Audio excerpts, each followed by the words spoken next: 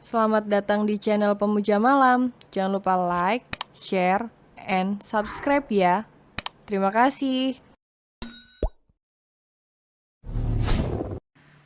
Chapter 21. Kesurupan. Kamu kenapa? Tanya Kai saat sudah berada di mobil perjalanan pulang. Selama acara makan malam, Kia hanya terdiam dan tidak memakan makanannya. Hanya sesekali ia mengambil buah dan jus saja tanpa makanan berat. Padahal biasanya Kiara selalu menomorsatukan soal makanan. Kai, boleh aku bertanya? Kiara pun langsung mengubah posisi duduknya. Bila tadi ia duduk menghadap ke depan, namun kini ia berbalik. Duduk menyamping dengan kaki satu lagi ia gunakan untuk duduknya. Sehingga kini posisi duduknya terlihat seperti mengangkang. Katakan, tapi ubah posisi dudukmu Kia, kita lagi di mobil. Kata Kai tanpa menatap ke arah Kia, namun Kia tidak memperdulikannya. Kai, sejak kapan kau mengenal Tuan Hilton? Tanya Kiara begitu penasaran. Dan dari mana kamu mengenalnya? Kenapa? Kai begitu penasaran karena Kia tiba-tiba menanyakan seperti itu. Mereka baru saja bertemu.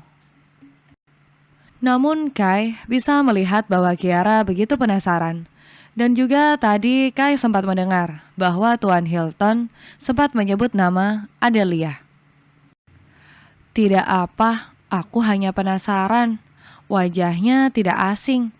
Aku seperti pernah melihatnya. Tapi di mana? Aku lupa. Kata Kia sambil terus berpikir keras.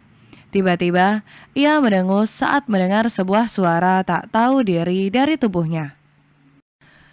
Begitupun dengan Kai, yang langsung mendengus saat mendengar suara bunyi perut Kiara. Kenapa kau tadi tidak makan? Tekan Kai sedikit geram. Hehe, berpikir keras itu ternyata butuh banyak tenaga Kai.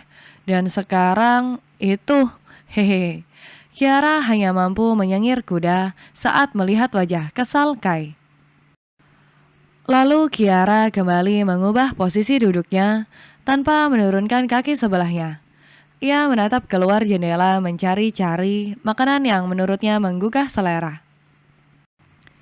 Sementara Kai tampak semakin gusar ketika tanpa sengaja melihat dress Kiara sedikit tersingkap, sehingga membuat mulus gadis itu sedikit terekspos.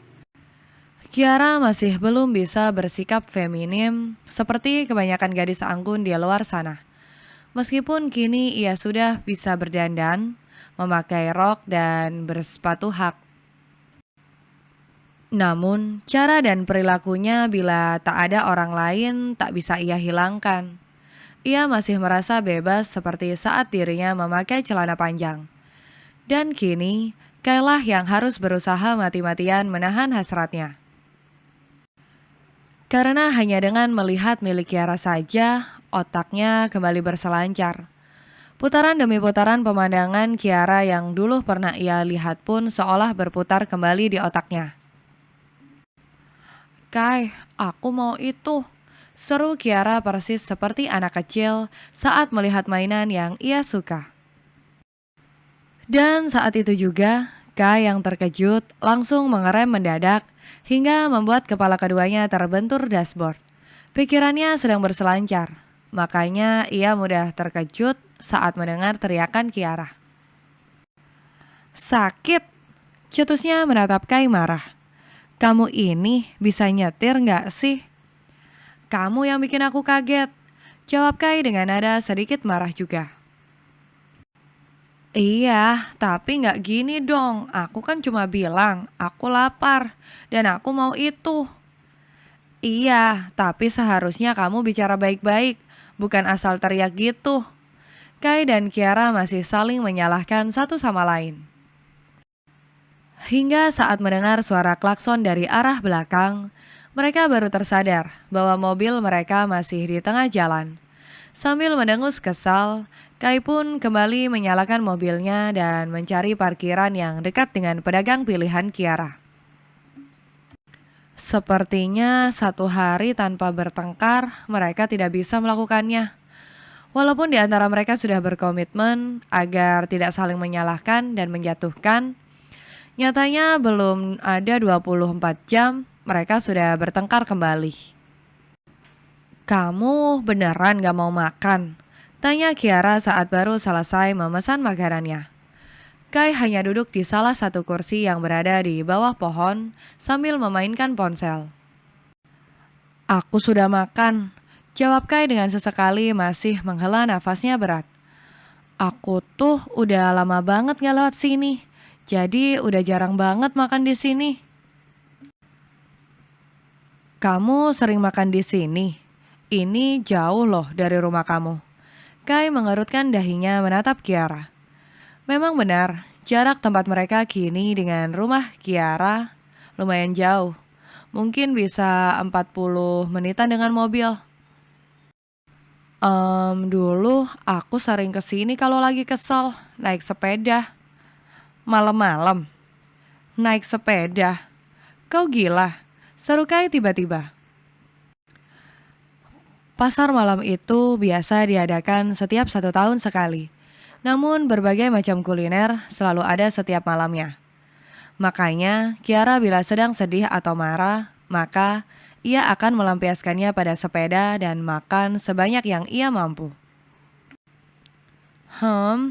Jawab Kiara kembali mengingat-ingat kembali saat-saat dirinya berusaha menghindari Mama Rani. Lebih tepatnya menghindari rasa sakit yang ia rasakan. Setiap kali merasa cemburu dengan Mama Rani dan Zaskia. Kiara akan lebih memilih pergi dari rumah. Bersepeda adalah pilihan yang tepat untuk Kiara. Hingga akhirnya ia menemukan tempat di mana yang ia namakan adalah surga makanan. Karena tak jauh dari sana juga ada sebuah lapangan yang biasa selalu diadakan pasar malam yang sering ia datangi juga bersama Liam. Meskipun Mama Rani tidak menyukai Kiara, namun Mama Rani selalu mencukupi kebutuhan Kiara. Ia juga diberikan kartu oleh Mama Rani, walau isinya tak sebanyak Zaskia. Namun uang Kiara malah selalu utuh, karena Kiara hanya menggunakannya untuk membeli makanan dan jajan. Berbeda dengan Zaskia, yang suka fashion dan sering belanja. Kiara juga sering belanja, namun ia lebih sering ditraktir oleh Liam. Oh, maaf, bukan ditraktir, lebih tepatnya dipaksa. Liamlah yang lebih sering membelikannya pakaian, sepatu, dan tas. Terkadang pakaian dan sepatu mereka pun couple. Bahkan meskipun Liam berada di luar negeri, pasti Liam selalu mengirimkannya beberapa paket hampir setiap bulannya, sebagai dalih hadiah. Liam selalu memiliki alasan apapun untuk memberikan Kiara barang. Maka dari itu, Kiara begitu nyaman dengan Liam dan sempat berharap lebih pada laki-laki itu. Aku gak ngerti sama jalan pikiran kamu. Bagaimana bisa kamu bersepeda sejauh itu? Malam-malam. Apa kau lupa bahwa kau itu perempuan? Kai masih berbicara dengan nada sedikit tinggi. Sungguh ia tak bisa membayangkan bagaimana bila sampai Kiara bertemu dengan orang jahat. Aku tidak lupa Kai, tapi aku juga tidak mau mengingatnya. Karena saat aku bersepeda, disitulah aku bisa merasa tenang. Bahkan aku bisa melupakan segala kesedihanku. Gumam Kiara sedikit tersenyum. Seru deh, lain kali kau harus mencobanya. Ibunya antusias. Ia jadi berpikir bahwa ingin bersepeda santai dengan Kai suatu saat nanti. Terima kasih, jawab Kai menolak. Ia tidak suka bersepeda. Ia menyukai olahraga namun tidak dengan sepeda. Kenapa? Tanya Kiara sedikit memanyunkan bibirnya. Tidak apa, aku hanya tidak menyukainya, jawab Kai dengan malas. Sudahlah, cepat kau habiskan makananmu dan kita segera pulang. Perasaan sore tadi kamu lembut deh padaku. Bahkan saat di depan klien kamu Kamu memanggilku sayang, tapi kenapa sekarang begitu lagi? Kiara mendengus sambil memakan makanannya. Besok aku kenalin kamu sama temanku. Dia pandai rukiah. Kamu pikir aku kesurupan? Saud Kai langsung tak terima. Ya habisnya sikap kamu berubah-ubah. Aku hanya takut kamu kemasukan jelangkung atau jin mana gitu, kata Kiara cuek.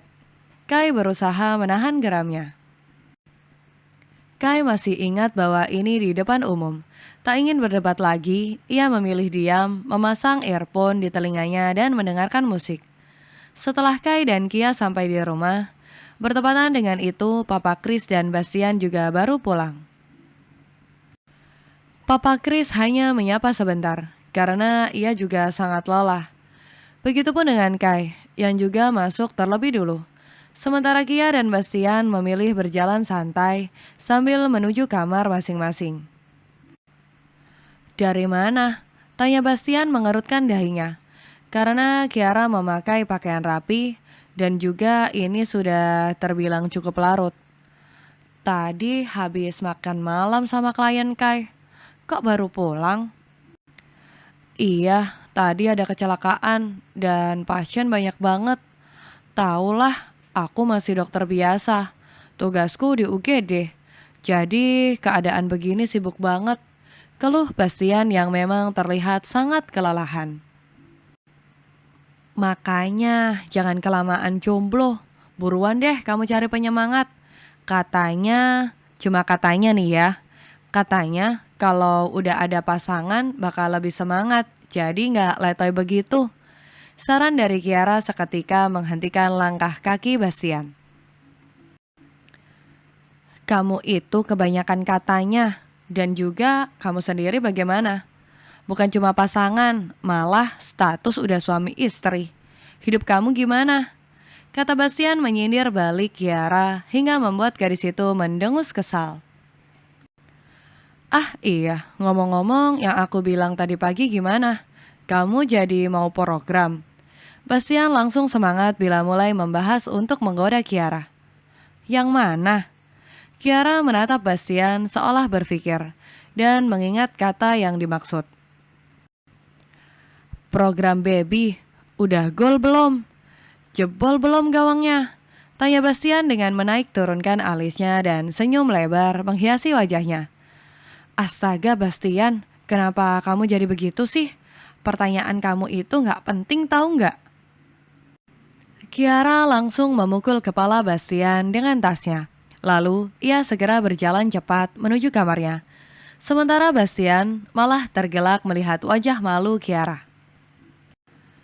Aku harap kamu bahagia sama abang Kia. Aku yakin kamu bisa melupakan Liam. Dan aku berharap abangku juga bisa memberikan warna buat kamu.